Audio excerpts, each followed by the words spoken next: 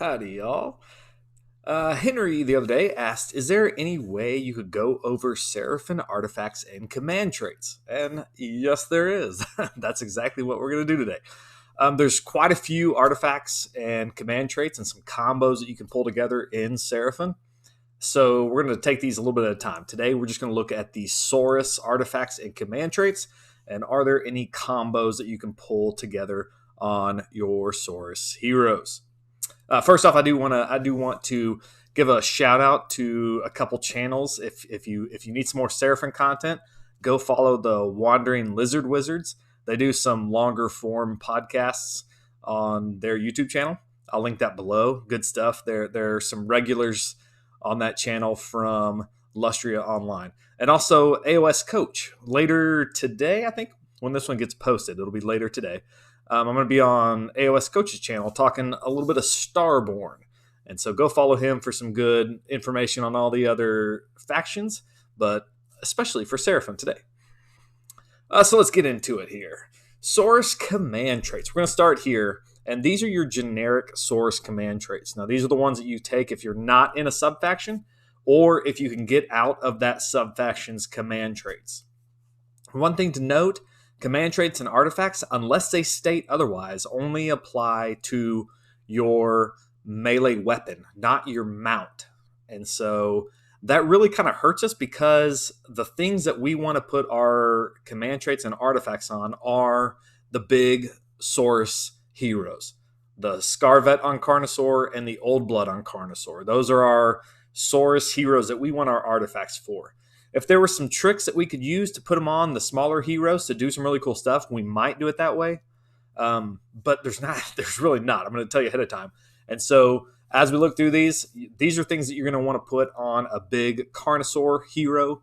And that's going to limit it somehow because the command traits and artifacts, unless I say otherwise, have to go on the actual hero's weapon. So like the sword or the spear that he has. So it kind of limits us a little bit. So keep that in mind as we go through these. And you'll see that it's not quite as useful as you might think. So the first one, Disciplined Fury. You can re-roll hit rolls of 1 for attacks made with melee weapons by this general. This is pretty terrible because this is only going to count for his weapon, and you can get this with a command point. And if you've played Seraphon for very long, you know that we are swimming in command points usually. And so I'm going to spend a command point on this so I can re-roll the entire War Scroll, the hit rolls of 1, instead of just his weapon. So this is a terrible command trait. Never take this one. I'm going to give this one an F. Thickly Scaled Hide. You can reroll save rolls of 1 for attacks that target this general. So now this is actually pretty decent. It'll proc on any attacks that are coming in, shooting or melee. And so it's basically Mystic Shield, but you don't have to cast a spell for it. So I like this one. I'll give that one a B because that's pretty useful. And it's a way to make our Carnosaur a little bit more tanky than what he is. There's not a lot of ways to make them very tough other than their -1 damage. They have a 4-up save, which isn't that much for these big hero monsters, but this helps them a little bit. The third command trait, Mighty War Leader. If this general is part of your army and on the battlefield at the start of the hero phase, roll a dice. On a 4-up, you receive 1 extra command point. This one's okay. If you're not taking a Slan or some Skink Star Priests to give you extra command points, you might need this just so you can get that command point train rolling. But I think there's better options for this. A lot of times you'll have other ways to either get more command points or compound your command points. So I'll give this a C. These are our 3 generic Saurus command traits, and to be honest, none of them are really sticking out. If I was going to take any of them, I'm probably taking Thickly Scaled Hide just to make my general a little bit stronger. But I'm not crazy about them. So I'm definitely not building any lists around those 3 command traits. Well, let's look at our command traits for our subfactions. Dracothian's Tail, if your Saurus hero is your general, there's actually no command trait. You can get out of the Dracothian's Tail command trait, and so you can use one of the other ones. So that's where you might be able to fit, your Thickly Scaled Hide into a subfaction is on that one. The other 3 subfactions, you'll all have to take a command trait because they'll fit onto a Saurus warrior per their rules. So Fangs of Sotek, old and grizzled. If this general's in your army and on the battlefield at the start of your hero phase, roll a dice on a 3-up, you receive 1 extra command point. So in Fangs of Sotek, you're generally not going to have a big Carnosaur, but you probably will have a Saurus. So you have probably a Astrolith Bear, and he is a Saurus hero. And this isn't a bad one to go on that. It helps you get extra command points, which you're going to need in Fangs of Sotek. You're going to use lots of command points there. So it's not bad. If this is the only one I would probably ever put on a Saurus foot hero. Make him the general and give him this so you can get extra command points. But in Fangs of Sotek, I tend to give my command trait to a skink hero anyway. So I don't end up using this one as much as you might think for the extra command point, but it is nice. I'll give it a B. Kotal's Claw. This is where you're going to run Saurus probably the most often. And this one, the command trait is Dominant Predator. Roll a dice each time this general issues a command to a friendly Saurus Claw or Kotal's Claw Saurus unit. On a 4-up, you receive 1 extra command point. So despite the weird wording, issue a command, what is that? That's not actually a thing in Age of Sigmar. We're assuming use a command point, use a command trait, use a command ability, I'm sorry. This is basically the old Aether Quartz Brooch, but better. On a 4-up, you get it back. And I love this artifact because in Kotal's Claw, you are handing out command points like crazy. I put this a lot on my Scar Veteran on Carnosaur because his command point allows a Saurus unit on a unmodified 6 to hit. It explodes into an extra hit. And so I'm passing that out like crazy to my knights, to my warriors, to himself, to an old blood as much as I can. And there's been times where I'll give a command point and I'll get it back. I'll spin one, I'll get it back. I'll spin one, I'll get it back. I just keep that train rolling. You roll good on that 4-up, and those command points that you have in the bank, which is usually quite a few, will just keep growing. I love it. So I rank that one as an A. Thunder Lizard Prime Warbeast. Add 1 to the attack characteristics of the weapons used by this general's mount. So this one here, we actually get to use on the mount, and that's pretty awesome. So Prime Warbeast is nice. This is a great one to add onto a Carnosaur because you're looking for those sweet jaw attacks with 5 damage each. So as many as you can stack on there, Prime Warbeast is awesome. So I do like that on a Saurus Carnosaur in Thunder Lizard. That one gets an A as well. We like that one. So let's look at the artifacts. We've seen the command traits. I think the best command traits are in the sub-factions. I'm looking at Kotal's Claw and Thunder Lizards. That's probably where you're running your Saurus anyway. And that's where the best artifacts are for that. Or best command traits. So thank you, GW, for giving us some good synergies there. That makes it a lot of fun. Let's look at the artifacts. So artifacts here. These are the generic Saurus artifacts. So you can take them if say, you're in a subfaction and you have a battalion and you're looking for an extra artifact, you can take one of these. Or if you're in no subfaction, just Starborn or Coalesced, you can add one of these to a Saurus hero. Let's start with the first one. Blade of Realities. Pick one of the bearer's melee weapons. Improve the Ren characteristics of that weapon by 1. In addition, add 1 to the damage inflicted by each successful attack made with that weapon that targets a hero. So I actually like this one. Blade of Realities. Now, probably the only thing I'm going to put this on is going to be the Old Blood. I might put him on the Scar Vet. I think there's a better one for the Scar Vet. But I'm going to put this on an Old Blood because his Celestite weapon, the Sunstone Spear, it has 3 attacks, 3s to hit, 3s to wound, -1 Ren, 3 damage. So already you're getting it up to -2 Ren, which is very nice, especially for something that has high damage. But if you're attacking a hero, all of a sudden that weapon goes up to 4 damage. -2 Ren, 4 damage. That's awesome. And this, because it's a Celestite weapon, on a 6 to hit, it's going to explode into another damage.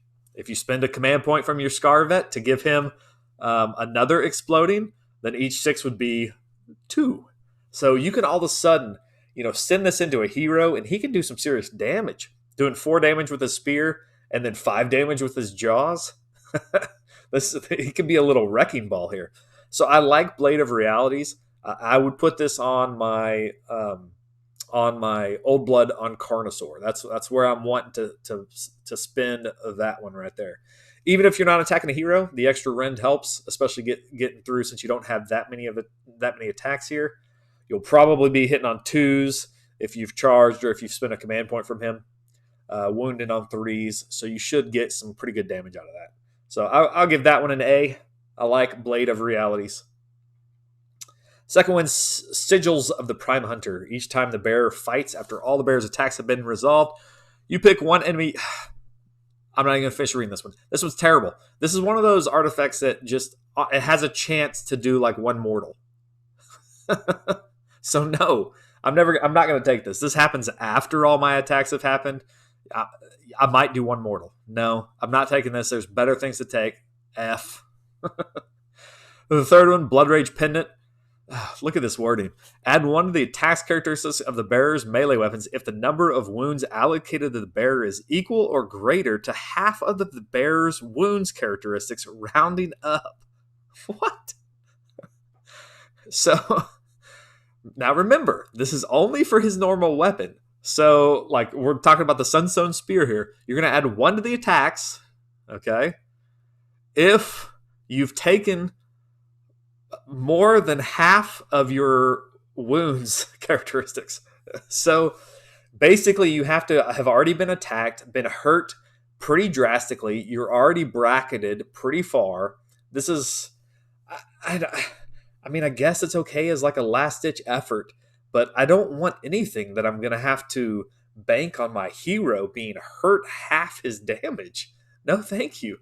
Plus, I can already get +1 to attacks other ways. I mean, the Sunstone Spear, I could...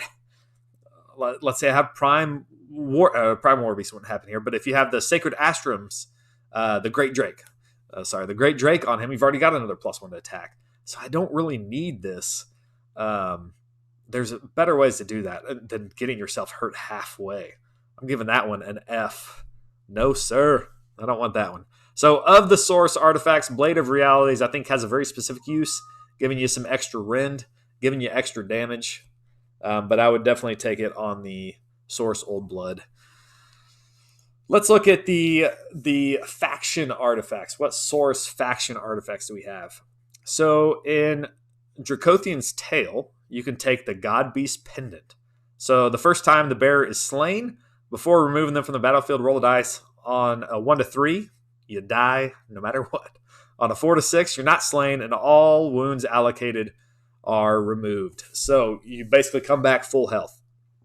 This is pretty cool. I like this for like a narrative sense, but in Dracothian's Tale, you know, you're trying to play on that movement shenanigans of placing stuff down outside of 9 of your enemy. I guess you could use this, but this is really more of a last-ditch effort thing. Like, he's died. Now you have a 50-50 shot at him coming back. It's kind of cool, I guess, but I'm not gonna plan a list around it. If you're looking for an extra, well, if you have to take Dracothian's Tale and you've got a source hero, it's not a bad one to throw on them. So, especially if you've got a battalion in there and you've got another artifact that you can stack on something else, sure, throw this on a Carnosaur. It can be pretty scary, especially if he goes in, kills something, gets killed, and then pops right back up full health. So I'll give it a B. My ranking system's, very, very structured here. Fangs of Sotek. Serpent God Dagger.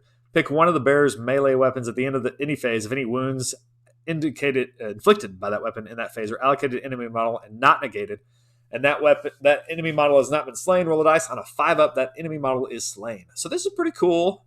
You've got a 30% chance to outright slay an enemy model if you can take this. So I like it. The problem is Fangs of Sotek, I'm not running any Carnosaurs in. I've got that thing full of skinks, so I can take advantage of all the benefits and buffs from that sub-faction. So this is a cool artifact, but I guess if you've got an extra like 210 points, throw it on a Scarvet, or 230, throw it on an Old Blood, and maybe you can stuff somebody into your dagger there, kind of like Archaon's sword. Pretty cool artifact. I wish this was like one of those generic artifacts I could fit into some of the other sub-factions. That would be a lot of fun. because I usually end up putting this on like a skink priest because he's in fangs, and I've got to put it on something, and I've never actually rolled for it. So Kotal's Claw, Eviscerating Blade. I like this one a lot. Pick one of the bear's melee weapons. If the unmodified hit roll for an attack made with that weapon is 6, that attack inflicts 2 mortal wounds on the target in addition to any normal damage. So this one's pretty fun, especially because you're really fishing for those 6s. I'm putting this on my Scar Veteran because he has the most attacks on his weapon. He has 6 attacks, 7 if you give him the Astrum for extra +1 attacks. And he's already going to be exploding on 6s. So this is kind of nice. It just, you're really hoping for those 6s. And if you do, you're hitting hard because you're doing mortals. You're doing like extra attacks. It's going crazy. So I like that one. I'll give that one an A. We're getting extra mortal wounds. It's kind of nice that it's 2 mortal wounds in addition to the damage. So I like that one. That one gets an A. Thunder Lizard, Fusel of Conflagration. This is the one, if you've watched any of my bat reports, I constantly forget to use this. I run Thunder Lizards a lot, and this is a good artifact. I just constantly forget about it. In your shooting phase, you can pick one enemy unit within 12 of the bearer, invisible to them, and roll dice. On a 1, you basically destroy your artifact. It's gone for the rest of the game. Ouch. On a 2 to 3, nothing happens. On a 4 or 5, that enemy unit suffers D3 mortal wounds. On a 6, they suffer D6 mortal wounds. So, the fact that it can be destroyed probably keeps it from being an A, and the fact that 2 to 3, nothing happens. So literally half the time you're rolling this, nothing's going to happen, or you're going to destroy it. But on a 4 to 5 doing D3 mortals from range, it's not bad, especially for like a support hero or in Thunder Lizard, you're running all Stegodons, right? So you're probably going to have this on a Stegodon or a monster or something, so it gives them some extra range damage. But you're looking for that 6. Rolling a 6 and doing D6 mortals. When that happens, that's going to feel so good. So I'll give this a B+. I like this one. If you're running Thunder Lizards, it's good to put on like a Scar Veteran maybe, because he doesn't have any ranged attacks. The Old Blood already has some ranged attacks, so maybe on a Scar Veteran if you're in Thunder Lizards. That'd be a good one for that one. All right, Realm Artifacts. So I don't know about you, but I've kind of forgotten about Realm Artifacts now that they changed them all. I almost don't even look at them anymore. And I think there's 2 in here that I like that I'm going to highlight, and I think I might try to run those sometimes. The first one is the Realm Artifact from Akshi, Incandescent Rage Blade. Pick one of the bearer's melee weapons. If the unmodified hit roll for an attack made with that weapon is 6, that attack scores 2 hits on the target instead of 1. Make a wound and save roll for each hit. So I would love this on a Scar Veteran who is already exploding. His spear has 6 attacks, probably 7. And they're already going to explode because it's a Celestite weapon. So on a 6, it's going to be 1 extra attack. And then I'm going to spend his command point, of course. So on a 6, everything explodes again. So his spear is going to hit on a 6. It's going to be 2 extra attacks. If you take this as his Realm Artifact, a 6 is going to be another hit. So every 6, you're going to add an extra 3 attacks for. And if they've charged, that's 2 damage each. No rend, understand, but that is 2 damage each. And so hopefully you can get a couple 6s in there and just like completely light it up. So I kind of like that one. I think I still like the one that does mortals better. So I'll probably take the Eviscerating Blade if I'm in Kotal's Claw. But if I'm looking for an extra artifact, this one might be one to throw onto a Scar Veteran. The other artifact I like is the one from Shimon. We've got a Plate of Perfect Protection. If a weapon used for an attack that targets the bearer has a rend characteristics of 1, change the rend characteristics to that attack to dash. So you're basically ignoring 1 rend. If they have 2, it goes through. This is like our old shields, if you remember from the last battle tome, where we'd ignore 1 rend. And I really like that on a Carnosaur because there's not a lot of ways, as I think I said this before, there's not a lot of ways to make them tougher. We don't have Ethereal Amulet anymore. That would have been nice. And so if you can at least be a 4-up and you're ignoring 1 rend, that really does help us a lot on this artifact. So I kind of like that on a Carnosaur. Makes them a little bit tougher. So I would take that one if I'm looking for an artifact to increase the survivability of my Carnosaur. The rest of them, I'm not even going to go through these. The rest of these are all terrible. Rerolling charge rolls, well, I can do that with a command point, which we usually have enough of. Heal 1, that's okay, but you're usually if you're relying on 1 heal in the hero phase, you're probably already dead. Reroll hit rolls of 1 with, that's just with your 1 weapon, so I'll get that with a better version of that with a command point. Reroll save rolls of 1. That one's okay, but as you saw earlier, we already have that one. That's an exact copy. And reroll wound rolls of 1. That's just terrible. I guess if maybe you were already rerolling hit rolls of 1, you could add that on there somehow. But nah, rerolling wound rolls of 1. Nah, I'm not taking that one. So realm artifacts, just the action Shimon, I might take. So some Saurus builds. Let's look at some Saurus builds. I think if we combo some stuff together, we can come up with some good builds. So I'm looking at a Tanky Carnosaur. Unfortunately, this is the best I could do to make a Tanky Carnosaur. Maybe there's a better version out there, but I'm not sure. I'm not seeing it. So I'm taking Thickly Scaled Hide as my command trait, so I can reroll save rolls of 1. So you're getting that free Mystic Shield all the time on him. And I'm taking the Realm Artifact from Shimon, Plate of Perfect Protection, so that you can ignore -1 rend. So you're 4 up, ignoring 1 rend. You're rerolling save rolls of 1, and you're probably in Coalesced, so you're -1 damage. That's, I think, about as tough as I can make a Carnosaur. I don't know. You can add 1 to his save with the Starseer, so you can help that way a little bit. And that would be nice. So you're 3 up, ignoring 1 rend, rerolling save rolls of 1. You can make kind of a tanky Carnosaur that way. But I think that's probably the best way to do it. You can, if you want to just a narrative artifact there, the Dracothian's Tail, Godbeast Pendant is fun. You can resurrect him on a 4 up. That's a pretty fun way, but I would rather negate the damage coming in at the beginning instead of letting him die and have a 50-50 shot at him coming back. Another build. Let's look at another build. The Exploding Carnosaur, the Scarvet on Carnosaur. I've had a lot of fun with this one. This is in Kotal's Claw, where you're going to have a Carnosaur anyway. And I'm loading both of these up. They're both the Kotal's Claw command trait and artifact, and they're both good in Kotal's Claw. I love it. So here we got a Scarvet, and you're rolling dice each time this general issues a command ability on a 4-up. So you're wanting to use his own command ability on himself and everybody around him as much as possible to explode 6s to hit.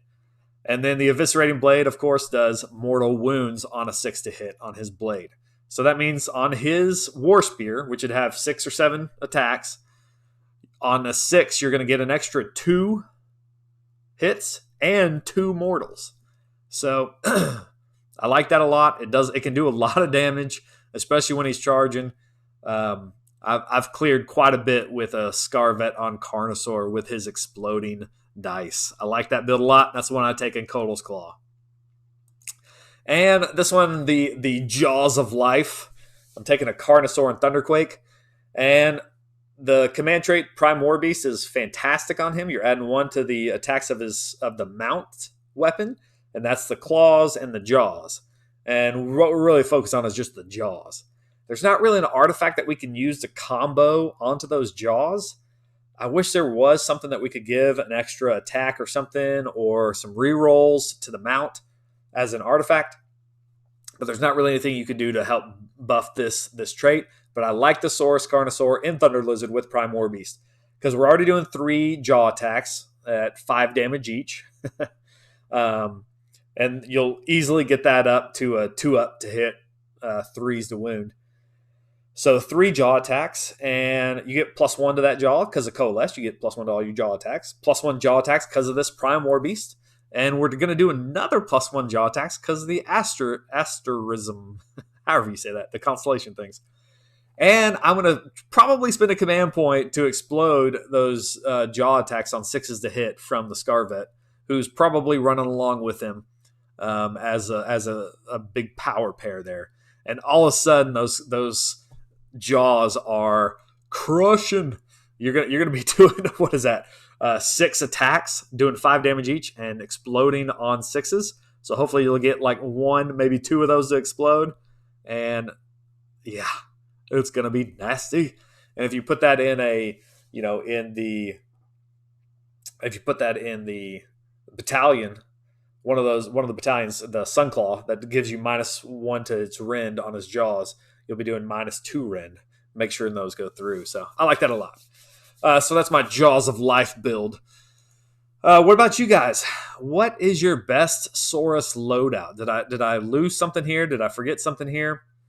How are you loading out your Saurus Carnosaurs? Or is there something foot hero that I'm missing that you can really kind of exploit some command traits and artifacts?